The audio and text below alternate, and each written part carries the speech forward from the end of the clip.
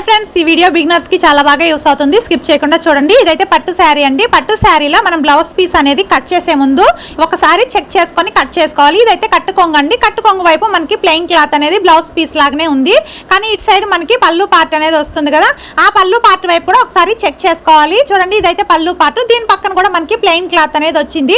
అప్పుడు ఇది blouse piece అనుకోవాలా, అది బ్లౌజ్ పీస్ అనుకోవాలా?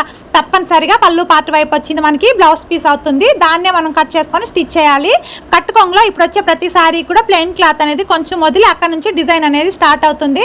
కాబట్టి పళ్ళు పార్ట్ వైపు బ్లౌజ్ పీస్ ఉందా లేదా చెక్ చేసుకున్న తర్వాతనే మనము బ్లౌజ్ అనేది కట్ చేసుకోవాలి. ఇలా రెండు వైపులా రాకుండా ఒక్కొక్కసారి సపరేట్ గా బ్లౌజ్ పీస్ అనేది ఇచ్చేస్తారండి. అలా కూడా చెక్ చేసుకొని తర్వాత బ్లౌజ్ పీస్ అనేది కట్ చేసుకోవాలి. మీకు ఏదైనా డౌట్ అనిపిస్తే శారీ అనేది ఒకసారి కొలత వేసుకొని తర్వాత బ్లౌజ్ అనేది కట్ చేసుకోండి. అసలు ఈ మధ్య టైలర్స్ పైన కస్టమర్స్ కేసులు వేసేస్తున్నారండి. ఈ వీడియో ఆల్రెడీ అందరూ చూసే ఉంటారు. టైలర్స్ బట్టలు బాగా కొట్టకపోతే కేసులు వేస్తున్నారు, కానీ టైలర్స్ కి కరెక్ట్ గా డబ్బులు ఇవ్వకపోతే టైలర్స్ ఎవరిపైన కేసులు వేయాలో నాకు అర్థం కావడం లేదు. వీడియో నచ్చినట్లయితే లైక్ చేయండి. Bye friends.